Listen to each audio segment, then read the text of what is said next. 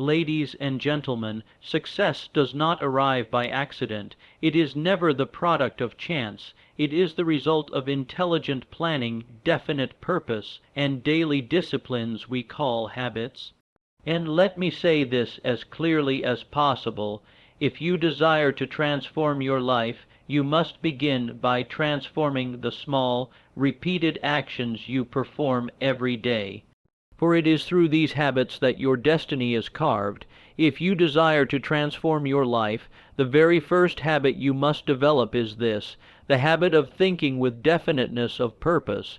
This is not simply a concept. It is the foundation upon which all success is built. Without it, your daily habits lack power, your energy is scattered, your mind is easily swayed, but with it, you become a force that no obstacle can permanently withstand. Let me make this clear: the world does not reward those who drift. It rewards those who decide, those who declare, "This is who I am, this is what I will become, and this is what I am willing to do to get there." Until you make a definite decision about the life you desire, you are not living, you are only existing. You are like a ship without a rudder, pushed aimlessly by the winds of circumstances, opinions, fears, and distractions. When I interviewed hundreds of the most successful men of my time, men like Andrew Carnegie, Henry Ford, Thomas Edison, I discovered something astonishing. Every single one of them had a definite chief aim, a clearly defined purpose toward which they directed every thought, every habit, and every action. It was not general, it was not vague, it was laser, focused, and it was this focus that made them unstoppable. Success begins when you make a habit out of asking yourself one essential question: what do I want out of life? Until you answer this with complete honesty and clarity, transformation remains a distant dream. But the moment you define your purpose, something profound begins to occur. Your mind becomes magnetized to opportunity, your time becomes more valuable, your habits shift, your speech changes, your energy increases. Why? Because now every part of you is marching in one direction. Let me give you an example. Suppose a man wants to become wealthy. That is not a definite purpose, it is a wish, a daydream. But if he says, "I will build a business in the field of renewable energy that will generate $1 million in revenue within 5 years, and I will use the profits to create sustainable communities," now we are talking about definiteness. That clarity turns ideas into instructions. Vague desires confuse the mind, specific intentions command it. But understand this: it is not enough to define your purpose once and forget it. The truly transformed life comes when you habitually revisit that purpose every single day. Think of it as a compass. Every morning, before the distractions of the world pull at your attention, you must read your purpose, speak it aloud, reflect on it, burn it into your consciousness. This act is not mere repetition, it is reinforcement. You are training your mind to prioritize what matters most. You must also guard your purpose like a treasure. Do not share it loosely with small minds or those who live in fear. Keep it sacred. Feed it only with faith, not doubt. Defend it from the influence of mediocrity. Too many lives are stolen by the opinions of others, well-meaning but misguided voices that talk people out of their dreams. If your purpose is great, expect resistance. But let that resistance be fuel, not a reason to retreat. Definiteness of purpose does more than guide, it transforms. It turns your ordinary routines into meaningful rituals. It gives reason to your rising early. It gives power to your reading. It gives strength to your self-control. Without it, even the best habits lose their effectiveness. But with it, even small actions begin to take on massive momentum. You may ask, what if I don't know my purpose yet? That is a fair question, and one that deserves a direct answer. Your purpose is not something that finds you, it is something you discover by introspective thinking and courageous decision-making. It is not written in the stars, it is written by your own hand when you dare to imagine the highest version of yourself. Begin by writing down what excites you, what angers you, what inspires you. What would you do if you could not fail? What would you pursue if money were no object? Somewhere in those answers lies your purpose, and remember this: your purpose may evolve, but your habit of clarity must remain constant. You must never go back to drifting. Once you have experienced life with direction, the thought of returning to confusion and uncertainty should become intolerable to you. Every great achievement in history was born from a clear purpose. The pyramids, the light bulb, the automobile, the airplane, each came from a mind that said, "This is what I will build, this is what I will give my life to." You too must decide, will you live by default or by design? Will you merely hope, or will you habitually define? The habit of definiteness is not just the beginning of transformation. It is the beginning of leadership, of influence, of legacy. So write your purpose. Speak it daily, align your habits with it, and from that point forward do nothing that does not move you toward it. For when your habits are guided by a clear and definite purpose, you will not just live differently, you will live powerfully. Everything that a man becomes in this life begins with the thoughts he habitually plants in his mind. Just as a farmer reaps only the crop he sows, so too does every individual harvest the results of the mental seeds he chooses to plant, whether consciously or unconsciously. The process by which these thoughts take root and influence every action, belief, and outcome in life is known as autosuggestion. This, my friend, is no minor principle. It is a law as certain and predictable as gravity itself. Autosuggestion is the practice of deliberately feeding your subconscious mind the exact beliefs and ideas you want it to accept as truth. It is the means by which you can reprogram your inner world, and in doing so, transform your external reality. What you speak to yourself, you eventually believe. What you believe, you eventually act upon, and what you act upon, you eventually become. You are already using autosuggestion every day, whether you know it or not. Every time you say, "I can't," "I'm tired," "I'm not good enough," or "this is too hard," you are issuing a command to your subconscious, and the subconscious, unlike the conscious mind, does not argue, reason, or reject. It accepts, it absorbs, it responds, it obeys, it takes your words, no matter how careless or casual, and sets them to work as if they were gospel. It then begins to influence your behavior, your energy, your performance, and even your fate. But here is the grand secret. You may use this power consciously, purposefully, and constructively. You may form a habit of intentional autosuggestion, and by doing so, take control of your internal narrative. You can affirm your purpose, you can repeat your goals aloud, you can describe your future in the present tense with so much conviction that your mind begins to believe it long before the evidence appears. And once belief is established, the rest follows, creativity increases, courage is born, effort intensifies, and doors begin to open. This habit must be practiced daily, not occasionally, not when you feel like it, but every single day with focus and faith. The greatest transformation happens not through grand gestures but through quiet, consistent repetition. Your words, spoken with belief and backed by emotion, begin to engrave themselves into your subconscious mind like stone.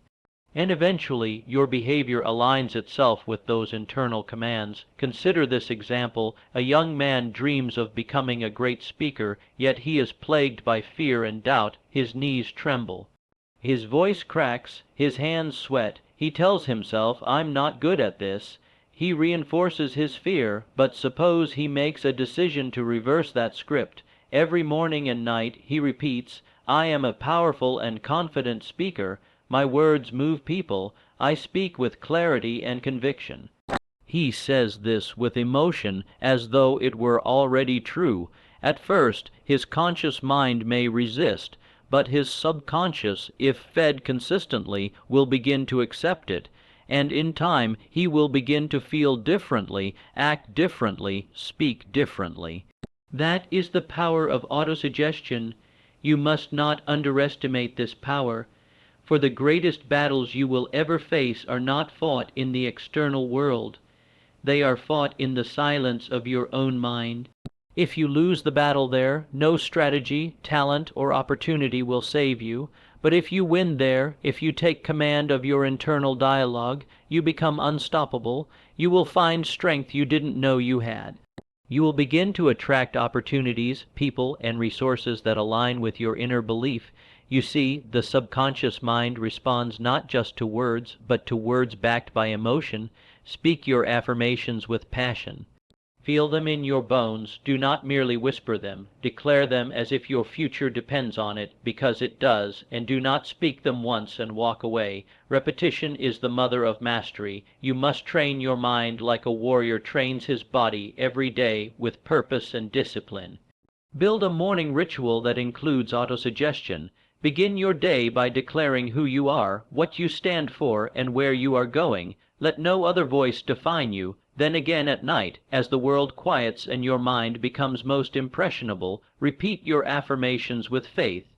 Let those last thoughts of the day be seeds of strength, not doubt, and if doubt arises, and it will, you do not entertain it, you replace it immediately. Replace I can't with I am able. Replace this is too much with I was made for this. Replace I always fail with I learn fast and rise faster.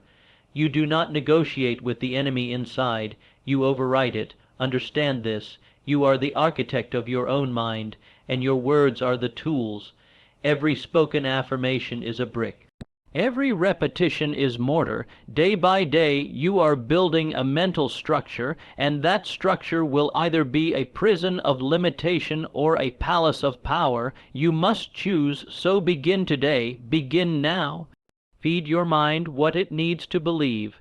Speak only what you desire to become, and persist until your inner world becomes so strong, so certain, so deeply rooted in truth, that no storm, no failure, no voice of doubt can shake it. Because when you master the habit of autosuggestion, you no longer live by fear, you live by intention, and in doing so, you set in motion the greatest transformation of your life. Desire, no matter how intense, is only the starting point of achievement. It is the spark that ignites the imagination and gives rise to ambition. But without discipline, desire is like a fire that burns hot for a moment, and then dies in ashes. It is not enough to wish, to dream, to visualize. Every man or woman who has ever turned a burning desire into solid, tangible success has done so by constructing a bridge, stone by stone, made of daily, deliberate, and unwavering discipline. Discipline is the ability to do what must be done, when it must be done, regardless of how you feel in the moment. It is the habit of showing up especially on the days when motivation is absent, and make no mistake, there will be many such days. Days when your body is weary, your mind is clouded, your environment is distracting, and your spirit is tested. These are the days that separate the successful from the dreamers. These are the days where the disciplined thrive. The masses live by feelings. They wait until they feel, like acting, studying, working, creating, and as a result, their lives become reflections of mood rather than mission. But the man of discipline does not consult his feelings, he consults his purpose. He has trained himself to follow through, not when it is convenient, but because he has committed to a higher vision of himself, and it is in that commitment, repeated in action each day, that transformation begins. Discipline is the builder of character. It is the internal governor that says no when temptation knocks. It is the force that commands your attention back to the task when distractions whisper their seductive lies. It is the mental muscle that grows stronger each time you choose consistency over comfort. And like any muscle, discipline grows only through resistance. You must confront the part of you that desires ease, and you must defeat it, not once, but again and again, until a new nature is formed. Success is never owned, it is rented, and the rent is due daily. Discipline is the currency, Every great thinker, creator, leader, or builder who ever left a mark upon the world did so by establishing routines, rituals, and rules that governed their time and energy. They understood the sacred law: what is not scheduled becomes optional, and what is optional is often abandoned. So they did not leave their days to chance, they built structure, they practiced discipline. And they moved forward, whether inspired or not. Consider the student who wishes to master a craft. At first, the desire is strong. There is excitement, passion, vision, but desire alone does not learn the skill. It does not write the pages, lift the weights, or practice the scales. Only discipline does that. Day after day, the disciplined individual practices, sometimes without visible improvement, sometimes in boredom, sometimes in frustration. But he continues, and in time the results appear, not suddenly, but inevitably. That is the secret. Discipline creates inevitability. Let us take another example. A man desires better health. He imagines a strong body, renewed energy, and longevity. These are noble desires, but without discipline they remain unfulfilled. For the path to health is paved not in dreams, but in daily choices, waking early to exercise, resisting unhealthy foods, staying consistent when progress is slow. Each disciplined act may seem small, but together they form a new reality. That is how transformation occurs, not in a moment of inspiration, but in thousands of moments of deliberate action. The beauty of discipline is that it compounds.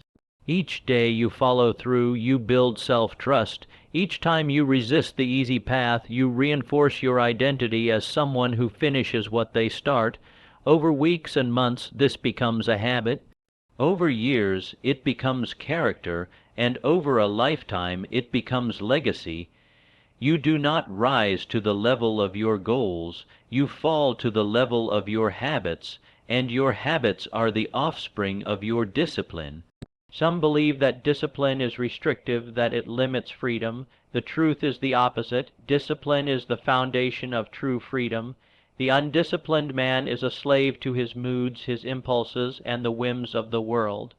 The disciplined man is master of himself. He chooses his actions based on values, not cravings, and because of this he is free, free to rise, free to build, free to live with purpose and direction. To cultivate discipline, you must first decide that your future is worth more than your comfort. You must design your days, remove temptations, and practice follow through in small matters until it becomes natural in great ones.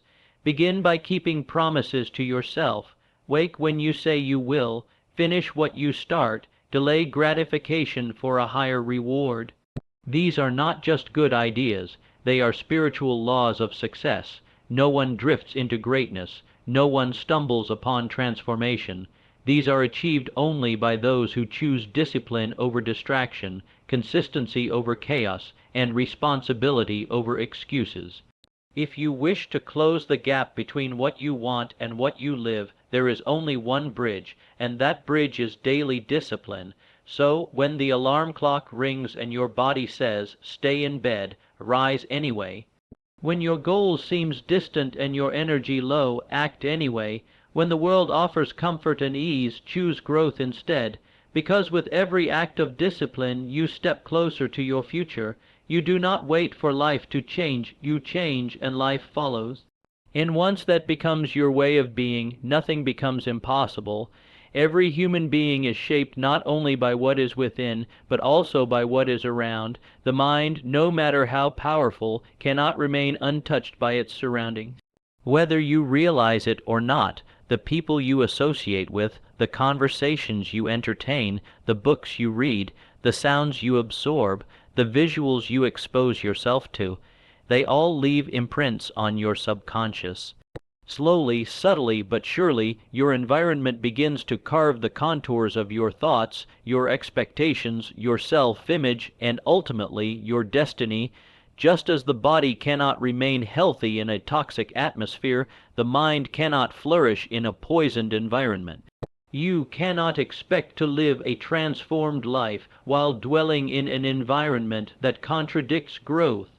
You may have grand visions, powerful affirmations, and bold goals, but if the influences around you speak fear, laziness, gossip, mediocrity, or self-pity, they will pull at you like invisible chains.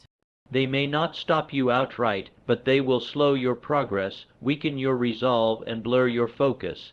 And over time, they will convince you that settling is wisdom and that aiming high is foolish. You must therefore guard your environment with the same intensity as a king guards his throne.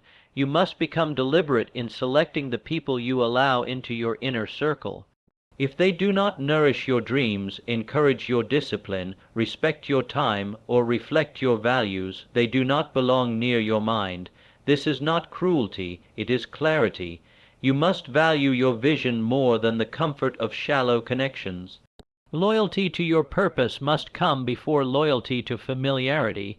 One of the most dangerous illusions is believing that you can rise above your environment without changing it. The truth is, your environment is always influencing you, whether you are aware of it or not. If you surround yourself with complacency, you will begin to think that excellence is unnecessary. If your conversations revolve around limitations, you will begin to speak that language. If your atmosphere is filled with distractions, you will find your attention fragmented. But when you build an environment that breathes growth, order, focus, and truth, you become sharper, stronger, and more aligned with your higher nature. Let me ask you directly, who are the 5 people you speak to most frequently? What kind of energy do they carry? What are their habits, their mindsets, their ambitions? What do they believe is possible? If their presence does not uplift you or challenge you to become better, then you are sacrificing your potential on the altar of comfort. You must choose to walk with the inspired, the disciplined, the intentional. You do not need many, just a few individuals who remind you daily of who you can become, and beyond people, examine your space. Is your environment one of order or chaos? Is your workspace cluttered or clean? Is your bedroom a sanctuary of rest or a hub of distraction?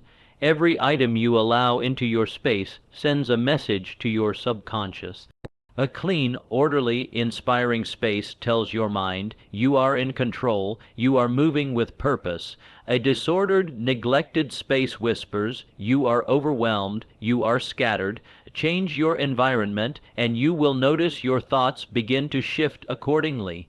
Even the media you consume is a silent architect of your inner world.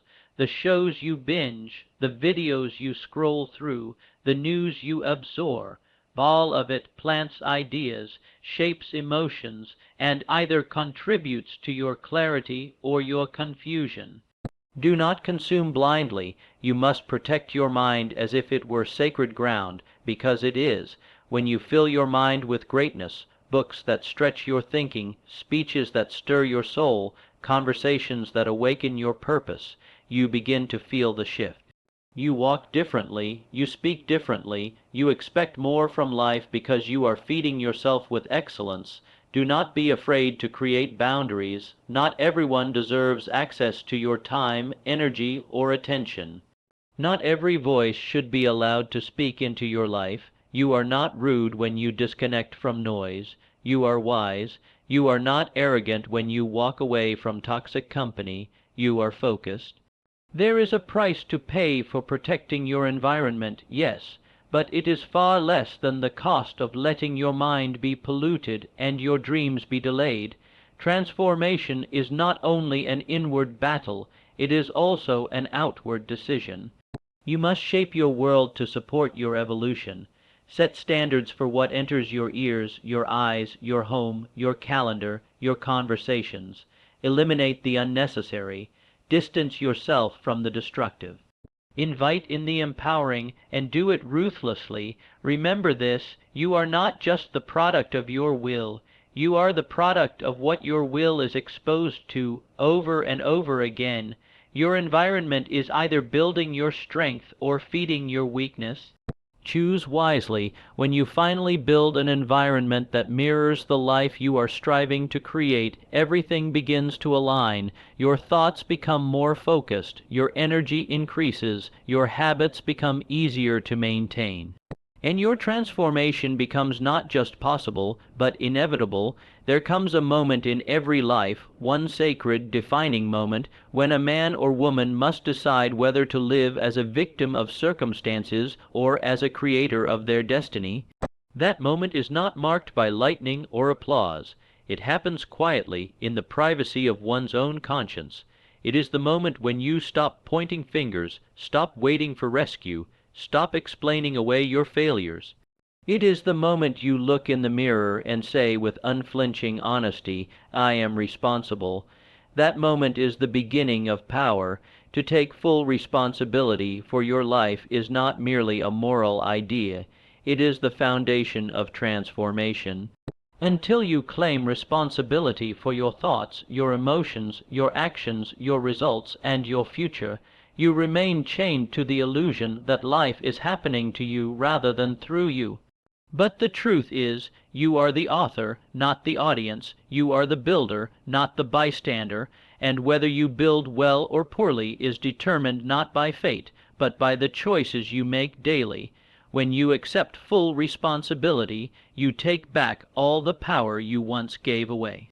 You stop blaming your parents, your teachers, your government, your boss, the economy, or your past. You realize that excuses may comfort the ego, but they rob the soul of strength. Responsibility demands that you rise, not with self-pity, but with self-determination. It is the point at which you stop asking, "Why me?" and begin declaring, "Try me." No one has ever climbed to the summit of their potential while carrying the weight of blame. Blame weakens, while responsibility strengthens.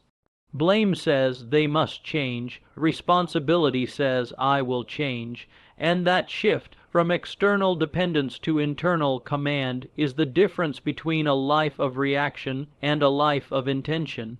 Understand this. Every result in your life right now is a reflection of something you've either chosen, allowed, repeated, or ignored. Your current financial condition, your relationships, your health, your discipline, your confidence. They are not accidents.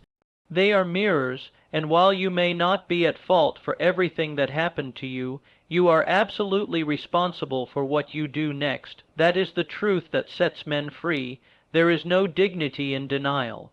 When you refuse responsibility, you forfeit the right to change, but when you embrace it, even your failures become fuel. You begin to see problems not as punishment, but as invitations to grow. You recognize that every challenge is shaping you, that every delay is training your patience, that every rejection is refining your resilience, and rather than complain, you begin to build. Rather than wait, you begin to work.